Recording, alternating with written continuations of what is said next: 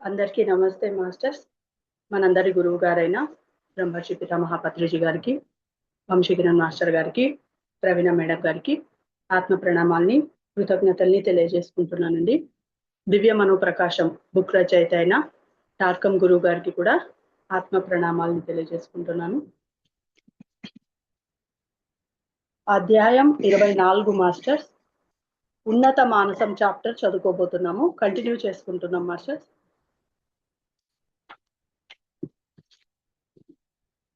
మనం మనో శరీరం నుంచి, మేడం లాస్ట్ పారాగ్రాఫ్ రిపీట్ చేయమంటారా?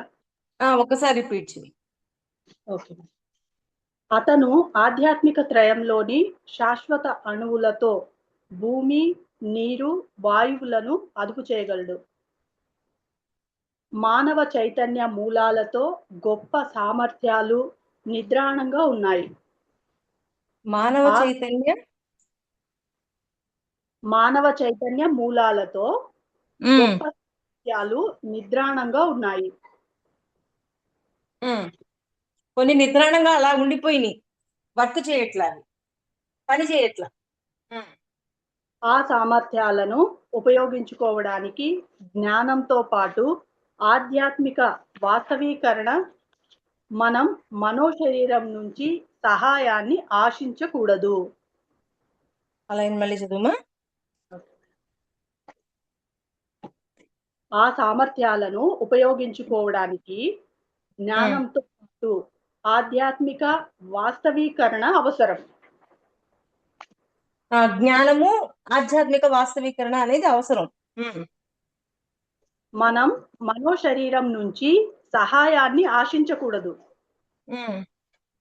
మనం మన సౌర దేవదూతకు మనకు మధ్య ఒక అనుకంపనను సృష్టించుకునే గాఢ ధ్యాన స్థితులలో అది మనతో సమాచారం నెరుపుతుంది.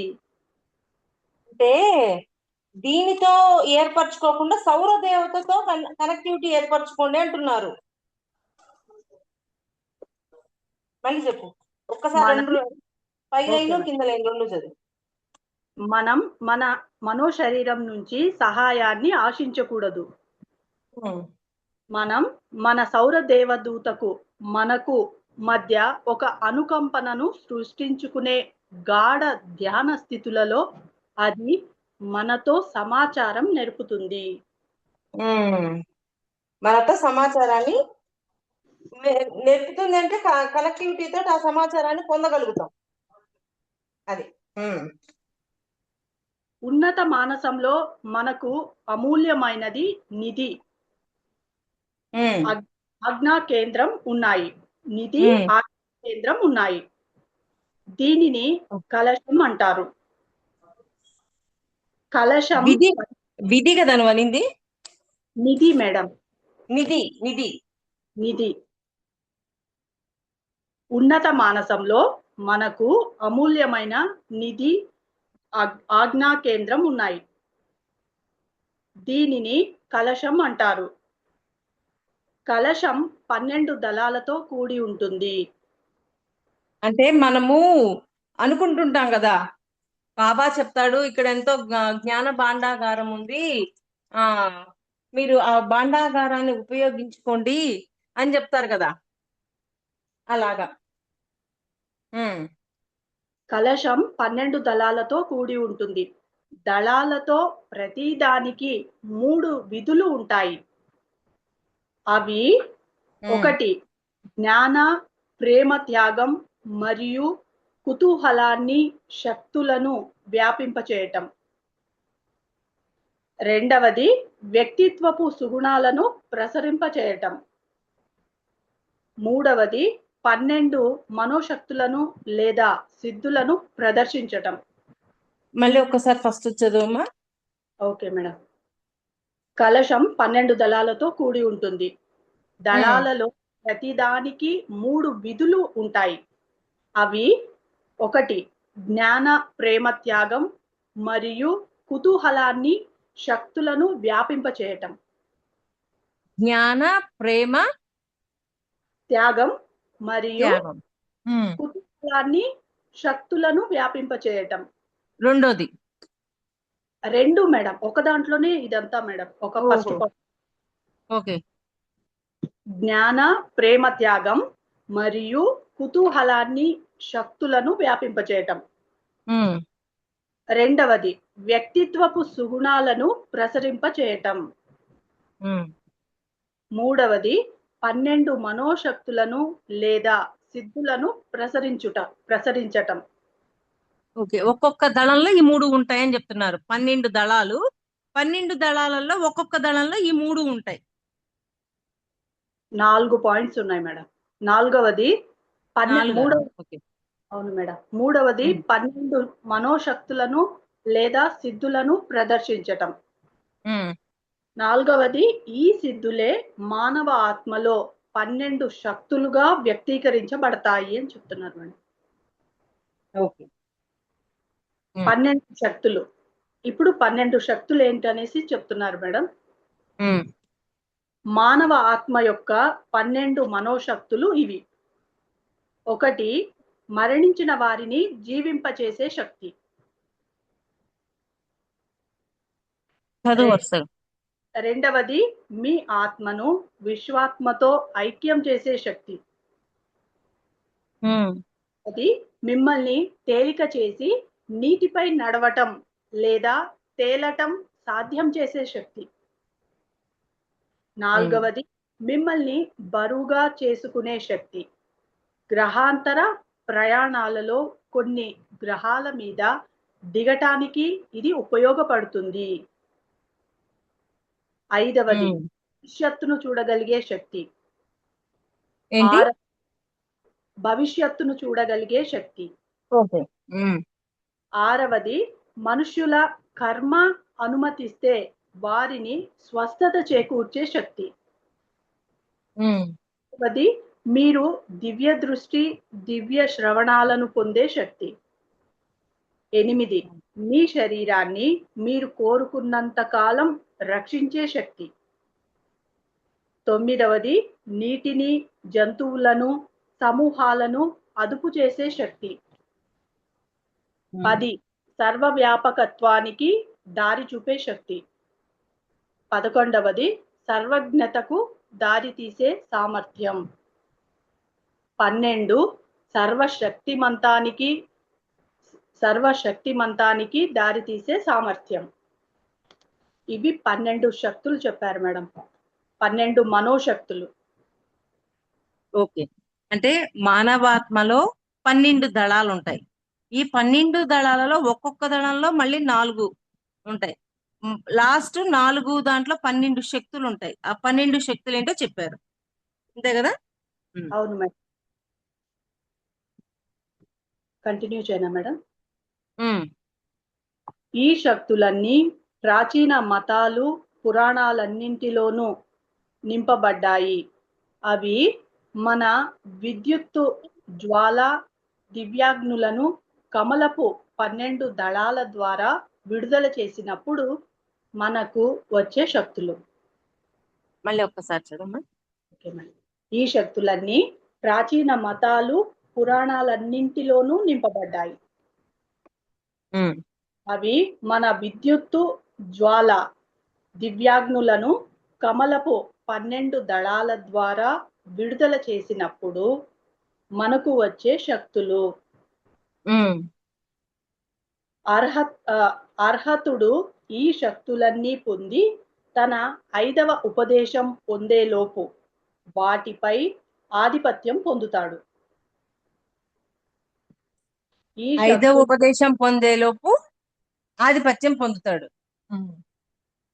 ఈ శక్తులన్నీ కలిగి ఉండే అతని ఉన్నత మానసం పరిపూర్ణత చెందుతుంది.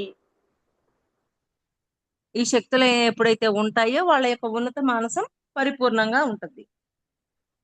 ఉన్నత మానసాన్ని ఈ క్రింది వాటి ద్వారా సచేతనం చేసుకోవచ్చు. 1 దృశ్య చిత్రణ. 2 నైరూప్య అధ్యయనాలు. 3 అనిరాహిత్యం. 4 త్యాగపూర్వక సేవ. ఓకే ఒక వ్యక్తి చైతన్యాన్ని ఉన్నత మనోతలంపై కేంద్రీకరించాలి అనుకోకుండా ఈ నాలుగింటిని సాధన చేయాలి. మళ్ళీ ఉన్నత మనోతలంపై ఒక వ్యక్తి తన చైతన్యాన్ని ఉన్నత మనోతలంపై కేంద్రీకరించాలి అనుకోకుండా ఈ నాలుగింటిని సాధన చేయాలి. ఇప్పుడు చెప్పుకున్న 4 పాయింట్స్ మేడం. ఓకే, ఒక్కసారి పైన నుంచి శాశ్వత అణువులు అన్నారు చూడు, దాని పై లైన్ నుంచి ఒక్కసారి చదువుమా. Okay madam. ఆత్మ మానవాత్మగా మారాలి. మానవాత్మగా మారడానికి సౌర దేవతలతో కనెక్ట్ అవుతుంది. సౌర దేవతలతో కనెక్ట్ అయ్యాక పూర్తిగా ఆ కలశం గురించి దాని గురించి చెప్తారు.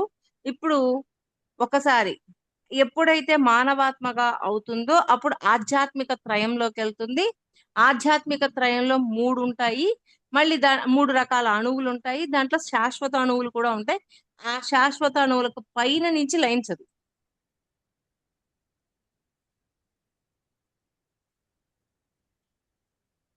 కనిపించిందా? మీ ఇది 3 పాయింట్స్ ఉన్నాయి మేడం. సౌర దేవదూత మీ మూడంచెల వ్యక్తిత్వాన్ని అదుపు చేసేటప్పుడు. చదువు. ఒకటవది, మీ సౌర దేవదూత మీ మూడంచెల వ్యక్తిత్వాన్ని అదుపు చేసేటప్పుడు మీ సూక్ష్మ శరీరాన్ని గ్రహం చుట్టూ సూక్ష్మతలంలో ప్రయాణింప చేయగలరు. మనో శరీరాన్ని ఆలోచన రూపాలతోనూ ఉన్నత స్థాయి మనో కేంద్రాలతోనూ అనుసంధానతలోకి తెచ్చి అనేక మర్మాల రహస్యాలను ఛేదించగలరు. సౌల్ ఇన్ఫ్యూజన్ 3 దశలు ఉన్నాయి. ఈ 3 దశలేనా మేడం? మీ చదువు.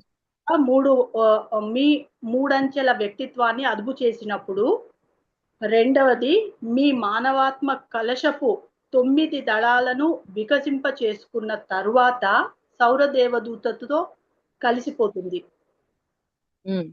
మూడవది, మానవ ఆత్మ సౌర దేవదూత సహాయంతో కలశాన్ని నాశనం చేసి విజయవంతమైన విముక్తి పొందిన మానవాత్మగా ఆధ్యాత్మిక త్రయంలోకి ప్రవేశించినప్పుడు, ఆధ్యాత్మిక త్రయం మనో శాశ్వత అణువు, అంతరావబోధ శాశ్వత అణువు, ఆత్మిక శాశ్వత అణువులతో కూడి ఉంటుంది.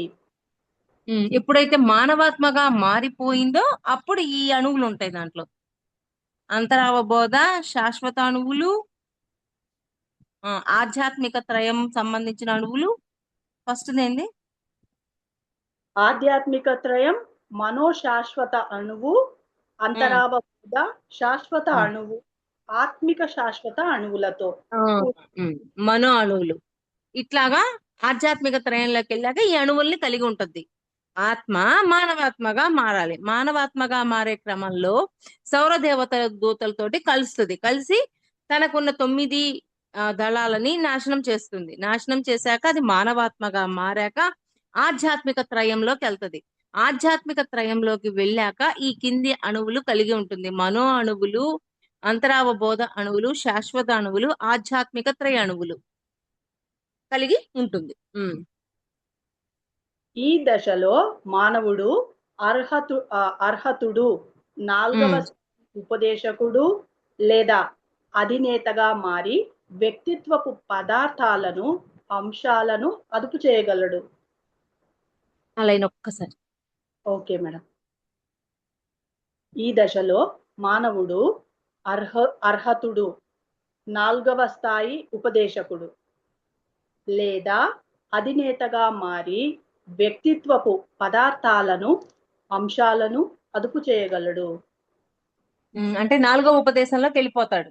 4వ ఉపదేశంలోకి వెళ్ళాక వ్యక్తిత్వానికి సంబంధించిన వాటిని బ్యాలెన్స్ చేయగలుగుతాడు మానవాత్మగా అయ్యాక. అతను ఆధ్యాత్మిక త్రయంలోని శాశ్వత అణువులతో భూమి, నీరు, వాయువులను అదుపు చేయగలడు. అంటే కెపాసిటీ, అంటే వాటిని అదుపు చేయగలిగే శక్తి వాళ్ళకు వస్తుంది. భూమి, నీరు, వాయువు. మానవ చైతన్య మూలాలతో గొప్ప సామర్థ్యాలు నిద్రాణంగా ఉన్నాయి. ఆ సామర్థ్యాలను ఉపయోగించుకోవడానికి జ్ఞానంతో పాటు ఆధ్యాత్మిక వాస్తవీకరణ అవసరం. మళ్ళీ చదువులైన ఓకే. ఆ సామర్థ్యాలను ఉపయోగించుకోవడానికి జ్ఞానంతో పాటు ఆధ్యాత్మిక వాస్తవీకరణ అవసరం. మనం మనో శరీరం నుంచి సహాయాన్ని ఆశించకూడదు. మనం మన సౌర దేవదూతకు మనకు మధ్య ఒక అనుకంపనను సృష్టించుకునే గాఢ ధ్యాన స్థితులలో అది మనతో సమాచారం నేర్పుతుంది. ఉన్నత మానసంలో మనకు అమూల్యమైన నిధి ఆజ్ఞా కేంద్రం ఉన్నాయి. ఉన్నత మాసంలో నిధి అంటే జ్ఞాన నిధి అవి ఉన్నాయి అని చెప్తున్నారు ఉన్నత మానసంలో. దీనిని కలశం అంటారు. కలశం 12 దళాలతో కూడి ఉంటుంది. దళాలలో ప్రతిదానికి 3 విధులు ఉంటాయి. ముందు 9 దళాలు కదా ఉండేది. 9 దళాలను నాశనం చేసి 12 దళాలు తయారయ్యేటట్టున్నాయి. అక్కడ అన్నారు కదా ముందు మానవాత్మగా మారినప్పుడు సౌర దేవతలతో కలిసినప్పుడు ఈ 9 దళాలను నాశనం చేస్తాయి అని చెప్పిల్లా, అంతే కదమ్మా? అవును మేడం. ఇక్కడ మళ్ళీ 12గా ఫామ్ అవుతాయేమో ఆ 9 దళాలు. దళాలలో ప్రతిదానికి 3 విధులు ఉంటాయి. ఆ విధులు ఏంటంటే, ఒకటవది జ్ఞాన ప్రేమ త్యాగం మరియు కుతూహలాన్ని శక్తులను వ్యాపింపచేయటం. రెండవది వ్యక్తిత్వపు సుగుణాలను ప్రసరింపచేయటం.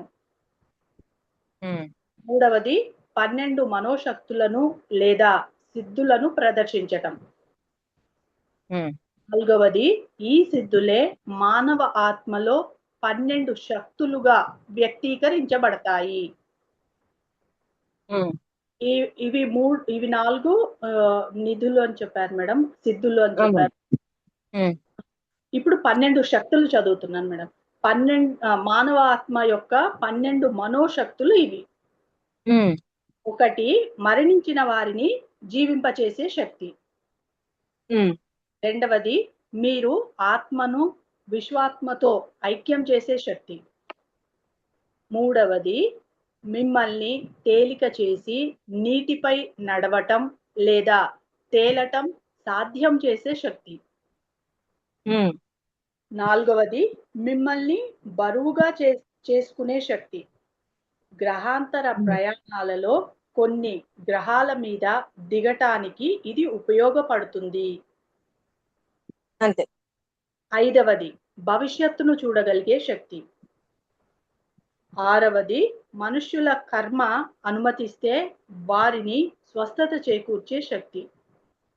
కర్మని అనుమతిస్తే వాళ్ళకి స్వస్థతనిస్తుంది కర్మ. అంటే కర్మ అంటే భయం పోయి స్వస్థతనివ్వడం అనేది ఉంది అని చెప్పి మనకు క్లారిటీ ఇస్తున్నారు. ఏడవది మీరు దివ్య దృష్టి దివ్య శ్రవణాలను పొందే శక్తి. 8 మీ శరీరాన్ని మీరు కోరుకున్నంత కాలం రక్షించే శక్తి. మన శరీరాన్ని మనమే రక్షించుకునే శక్తి. 9 నీటిని జంతువులను సమూహాలను అదుపు చేసే శక్తి. 10వది సర్వ వ్యాపకత్వానికి దారి చూపే శక్తి. 11 సర్వజ్ఞతకు దారి తీసే సామర్థ్యం. 12 సర్వశక్తిమంతానికి దారి తీసే సామర్థ్యం. సర్వశక్తిమంతానికి దారి తీసే సామర్థ్యం అంటే ఈ శక్తులన్నీ మనం మానవాత్మగా తయారయ్యాక మనలో ఇవన్నీ ఫామ్ అవుతాయి. ఆ 12 దళాలలో ఒక్కొక్క దళంలో మళ్ళీ 4 ఉంటాయి. 4లో లాస్ట్ లో 12 శక్తులు ఉంటాయి అని చెప్తున్నారు. ఆ 12 శక్తులు ఇవి. అంటే మరి భవిష్యత్తును చూడగలగడం ఇవన్నీ జరుగుతున్నాయంటే ఒక మానవాత్మగా మనం ఫామ్ అయిపోయాము. ఓకే. ఈ శక్తులన్నీ ప్రాచీన మతాలు పురాణాలన్నింటిలోనూ నింపబడ్డాయి. అవి మన విద్యుత్తు జ్వాల దివ్యాగ్నులను కమలపు 12 దళాల ద్వారా విడుదల చేసినప్పుడు మనకు వచ్చే శక్తులు. అలా మళ్ళీ చదువుమా ఒకసారి. Okay madam. అవి మన భవిష్యత్తు జ్వాల దివ్యాగ్నులను కమలపు 12 దళాల ద్వారా విడుదల చేసినప్పుడు మనకు వచ్చే శక్తులు. ఓకే. అర్హతుడు ఈ శక్తులన్నీ పొంది తన 5వ ఉపదేశం పొందేలోపు వాటిపై ఆధిపత్యం పొందుతాడు. అంటే 4వ ఉపదేశం నుంచి 5వ ఉపదేశంలోకి, అంటే ఇంతాక మానవాత్మగా అయినప్పుడు 4వ ఉపదేశంలోకి వెళ్ళాం. ఇప్పుడు 5వ ఉపదేశంలోకి ఎలా వెళ్తారు అనే క్లారిటీ ఇస్తున్నారు. అంటే మొత్తం ఎన్ని ఉపదేశాలు? 7. 7 4వది మానవాత్మ, తర్వాత 5వ ఉపదేశంలోకి ప్రయాణం చేస్తున్నాం మనం. అది ఈ శక్తులన్నీ కలిగి ఉండే అతని ఉన్నత మానసం పరిపూర్ణత చెందుతుంది. అప్పుడు పరిపూర్ణం చెందుద్ది అనమాట. ఉన్నత మానసం, ఉన్నత మానసం ఒకటి చెప్తుంది. మేడం చెప్పమ్మా. ఉన్నత మానసాన్ని ఈ క్రింది వాటి ద్వారా సచేతనం చేసుకోవచ్చు. ఒకటి దృశ్య చిత్రణ. అంటే మనము ఉన్నత మానసంలోకి వెళ్ళాము అని మనకు తెలియడానికి ఇన్ఫర్మేషన్. 2 నైరూప్య అధ్యయనాలు. 3వది హనిరాహిత్యం. 4 పూర్వక సేవ. ఒక వ్యక్తి తన చైతన్యాన్ని ఉన్నత మనోతలంపై కేంద్రీకరించాలి అనుకోకుండా ఈ 4ంటిని సాధన చేయాలి. అంటే ఉన్నత మానసంలోకి కనెక్ట్ అవ్వాలి అని ఎవరైతే అనుకుంటారో వాళ్ళు ఈ 4ంటిని సాధన చెయ్యాలి అంటున్నారు. ఆ 4 మళ్ళీ ఒక్కసారి చదువుమా, ఒక క్లారిటీ వస్తుంది. 1వది దృశ్య చిత్రణ. ఓకే. 2 ఉన్నత మానసాన్ని ఈ క్రింది వాటి ద్వారా సచేతనం చేసుకోవచ్చు. 1వది దృశ్య చిత్రణ. 2 నైరూప్య అధ్యయనాలు. 3వది హనిరాహిత్యం. 4 త్యాగపూర్వక సేవ. ఓకే. అనిరాహిత్యమా ఏంటి? హనిరాహిత్యం మేడం. ఒక వ్యక్తి తన చైతన్యాన్ని ఉన్నత మనోతలంపై కేంద్రీకరించాలి అనుకోకుండా ఈ 4ంటిని సాధన చేయాలి. ఈ 4 సాధన చేసినప్పుడు ఉన్నత మానసంలోకి వెళ్ళిపోతాం మనం ఆటోమేటిక్ గా. అర్థమైందా? మనం 4 నుంచి 5లోకి వచ్చాం, 5వ ఉపదేశంలోకి వచ్చాం. అక్కడ మరలా ఇది ముందుకు తీసుకెళ్తుంది ఇంకా.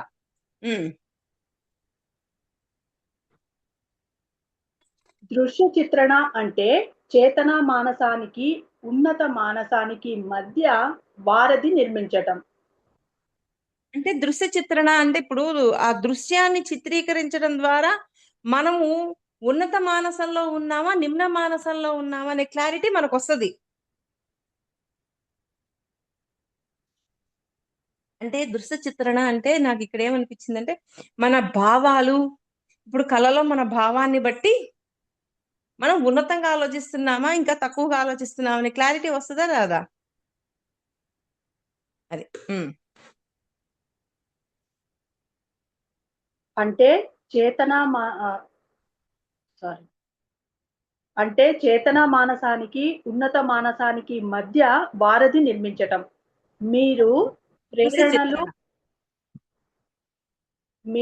ప్రేరణలు ముద్రలు గ్రహించటం అంటే అది ప్రాకృతిక మూలాలతో అనుసంధానం పొందినప్పుడు వాటిని అభిప్రాయాలు ఆదర్శాలుగా అనువదించగలగాలి. అలా మళ్ళీ చదువుమా. Okay madam. అంటే చేతన మానసానికి ఉన్నత మానసానికి మధ్య వారధి నిర్మించటం. ప్రేరణలు, ముద్రలు గ్రహించటం. అంటే అది ప్రాకృతిక మూలాలతో అనుసంధానం పొందునప్పుడు వాటిని అభిప్రాయాలు, ఆదర్శాలుగా అనువదించగలగాలి. అభిప్రాయాలు ఆదర్శాలుగా అనువదించగలగాలి. ఓకే. మీ ఆధ్యాత్మిక కోరికలను నిరంతరం నిలిచి ఉండే అంతరిక్షంలో నిలిపి ఉంచి వాటికి సమాధానాలను ఆశించటం. అంటే మనకు ఆధ్యాత్మికంగా కొన్ని క్వశ్చన్లు ఉన్నాయి, వాటిని అంతరిక్షంలో నిలిపి ఉంచి ఆ సమాధానాలని మనం తీసుకోగలగాలి. అది నైరూప్య అధ్యయనాలు అంటే the secret doctrine, Isis unveiled, ఔసి infinity, lotus sutra, other world, Vedas, Vishnu Puranas, Upanishads వంటివి అధ్యయనం చేయడం. నైరూప్య అధ్యయనాలు అంటే ఇవి అని చెప్తున్నారు మేడం. మళ్ళీ ఒక్కసారి చదువు. నైరూప్య అధ్యయనాలు అంటే the secret doctrine, on wield, infinity, Sutra, other world's, Vedas, Vishnu Puranas, Upanishads వంటివి అధ్యయనం చేయడం. విష్ణు పురాణాలు, ఓకే, అధ్యయనం చేయడం, అవన్నీ అధ్యయనం చేయడం. Other worlds, Vedas, Vishnu Puranas, Upanishads, infinity అంటే ఉపనిషత్తులు, వేదాలు ఇవన్నీ అధ్యయనం చేయటం. ఇవన్నీ ఎందుకు అధ్యయనం చేయమన్నారు? పైన పాయింట్ ఏంటి? మీ ఆధ్యాత్మిక కోరికలను నిరంతరం నిలిచి ఉండే అంతరిక్షంలో నిలిపి ఉంచి వాటిని సమాధానాలు ఆశించటం. అంటే ఇవన్నీ చదువుతూ ఉన్నప్పుడు మనకి ప్రశ్నలు వస్తాయి కదా, ఆ ప్రశ్నలని అంతరిక్షంలో అలా నిలబెట్టి ఉంచినప్పుడు వాటికి కావాల్సిన సమాధానాలు పైన ఉన్న సౌర దేవతల నుంచి మనకు అందించబడుతుంది. విశ్వ అయస్కాంతంతో ఐక్యతలో ఉంటూనే కర్మ నియమాలను అతిక్రమించకపోవడమే హనిరాహిత్యం. త్యాగపూర్వక సేవ, విశ్వ నియమాలను ఆచరిస్తూ ఐక్యతలోనే ఉంటూ విశ్వ అయస్కాంతంతో ఐక్యతలో ఉంటూనే కర్మ నియమాలను అతిక్రమించకపోవడమే హనిరాహిత్యం. ఓకే, విశ్వ అయస్కాంతంతో కనెక్ట్ అయి ఉండాలి. ఐక్యతతో ఉంటూనే కర్మ నియమాలను, విశ్వంతో ఎప్పుడైతే కనెక్ట్ అయ్యి ఉండి ఐక్యతతో ఉంటామో అంతేకాకుండా కర్మ నియమాలను కూడా ఆచరణలో పెట్టాలి. నేను ఐక్యతలోకి వెళ్ళిపోయాను కదా, నా కర్మ నియమాలు ఉండవు అని అనుకోవడానికి లేదు. మళ్ళీ కర్మ నియమాలను కూడా ఆచరణలో పెట్టాలి. విశ్వాయస్కాంతంతో ఐక్యతలో ఉంటూనే కర్మ నియమాలను అతిక్రమించకపోవడమే హనిరాహిత్యం. ఇది 3వ పాయింట్ ఎక్స్ప్లెనేషన్ మేడం. ఇందాక 4 పాయింట్స్ లో దృశ్య చిత్రణ, నైరూప్య అధ్యయనాలు, హనిరాహిత్యం, 4వది త్యాగపూర్వక సేవ.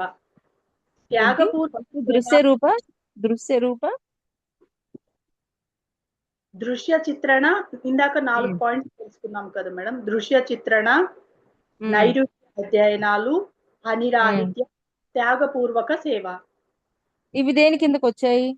ఆధ్యాత్మికంలోకి అంటే 5వ ఉపదేశంలోకి వచ్చినాయా ఇవి? 5వ ఉపదేశం అని చెప్పలేదు మేడం. దానికి తర్వాత ఎక్స్ప్లెనేషన్ ఇక్కడ ఇస్తున్నారు మేడం. ఇందాక 12 దళాలు ఉన్నాయి, ఒక్కొక్క దళంలో 4 ఉన్నాయి. 4వ దాంట్లో 4వ పాయింట్ లో 12 శక్తులు ఉన్నాయి. 12 శక్తుల తర్వాత 5వ ఉపదేశంలోకి ప్రవేశించాము అని. ఉన్నత మానసాన్ని ఈ క్రింది వాటి ద్వారా సచేతనం చేసుకోవచ్చు అని. అంటే మనం మనం ఉన్నత మానసంలో ఉన్నాము అని తెలుసుకోవాలి అంటే వీటిని మనం ఆచరణలో పెట్టుంచాలా? ఓకే. దీంట్లో అనిరాహిత్యం విశ్వ అయస్కాంతంతో ఐక్యతలో ఉంటూనే కర్మ నియమాలను అతిక్రమించకపోవడమే అనిరాహిత్యం అని చెప్తున్నారు మేడం. అంతే. ఓకే. నాలుగవది త్యాగపూర్వక సేవ అన్నారు. త్యాగపూర్వక సేవ అనేది మీ అంతరాంతరాలలోని ఆధ్యాత్మిక అగ్ని లేదా శక్తితో చేయబడేది. అది మీ ఆలోచనలు, మాటలు, ఉద్వేగాలు, చర్యల ద్వారా మీ దివ్యత్వాన్ని ప్రకటించటం. ఈ శక్తులన్నీ మీ అంతరాంతరాలలో నుంచి ప్రవహిస్తూ మీ చైతన్యాన్ని నిమ్న స్థాయి నుంచి ఉన్నత స్థాయికి పెంపొందిస్తాయి. ఇవి మిమ్మల్ని మీ కలశం మూలంతో సన్నిహితులుగా చేస్తాయి. కలశం యొక్క మూలంతో సన్నిహితులు చేస్తాయి ఇవన్నీ. నాలుగవ పాయింట్ మళ్ళీ చదువుతాను మేడం.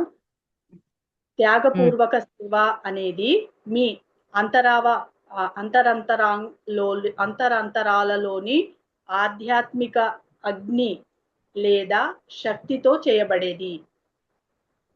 త్యాగపూర్వక సేవ అనేది అది మీ ఆలోచనలు, మాటలు, ఉద్వేగాలు, చర్యల ద్వారా మీ దివ్యత్వాన్ని ప్రకటించడం. త్యాగపూరిత సేవ చేస్తున్నాము అనేది ఆలోచనలు, మాటలు, చేసే పని, వీటన్నిటి ద్వారా మనం దాన్ని బయటికి ప్రదర్శించాల. అంతే కదా? దివ్యత్వాన్ని ప్రకటించటం అంటే ప్రకటించడం అంటే ప్రదర్శించడం అన్న ప్రకటించడం అన్న ఒకటే. ఈ శక్తిని మీ అంతరాంతరాలలో నుంచి ప్రవహిస్తూ మీ చైతన్యాన్ని నిమ్న స్థాయి నుంచి ఉన్నత స్థాయికి పెంపొందిస్తాయి. అంటే ఇవన్నీ ఏం చేసినాయి? నిమ్న మానసం నుంచి ఊర్ధ్వ మానసంలోకి తీసుకెళ్ళాయి. ఎంత ప్రాసెస్ ఉందో చూడండి ఒకసారి. ఆత్మ మానవాత్మగా మారాలి. మానవాత్మ సౌరదేవతలతో కనెక్ట్ అయి ఉంటుంది. ఎప్పుడైతే సౌరదేవతలతో కనెక్ట్ అయి మానవాత్మగా మారుతుందో అప్పుడు 9 దళాలు అక్కడి నుంచి క్లియర్ చేయబడతాయి. అప్పుడు మానవాత్మగా మారుతుంది. ఆ మానవాత్మ మళ్ళీ 12 దళాలుగా మారుతుంది. మధ్యలో కొంచెం ఆ 12 దళాల్లో ప్రతి ఒక్క దళంలోనూ 4 పాయింట్లు ఉంటాయి. ఆ 4వ పాయింట్లో దానికి సంబంధించి 12 శక్తులు ఉంటాయి. ఈ 12 శక్తులను ఉపయోగించుకొని మనం 5వ ఉపదేశంలోకి వెళ్ళిపోతాం. ఈ విధంగా చేస్తూ మన లోపల ఈ దర్శనము, ఆదర్శ వీటన్నింటినీ ఉపయోగించుకొని నిమ్న మానసం నుంచి ఊర్ధ్వ మానసంలోకి వెళ్తాం. అంటే త్యాగపూరిత సేవ, ఐక్యత ఇవన్నీ ఉండటంతో. అంతేనా? అవును మేడం. ఎంత ప్రాసెస్ ఉందో చూడండి ఒకసారి. అందుకని మనకి రోజు ధ్యానం, సజ్జన సాంగత్యం, స్వాధ్యాయం, ప్రబోధం, జ్ఞానసిద్ధి ధ్యానం 5 తప్పకుండా ఉండాల. ఈ శక్తులన్నీ మీ అంతరాంతరాలలో నుంచి ప్రవహిస్తూ మీ చైతన్యాన్ని నిమ్న స్థాయి నుంచి ఉన్నత స్థాయికి పెంపొందిస్తాయి.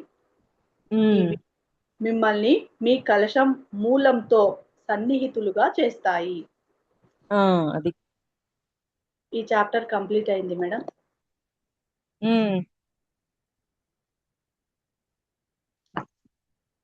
చాప్టర్ కంప్లీటా?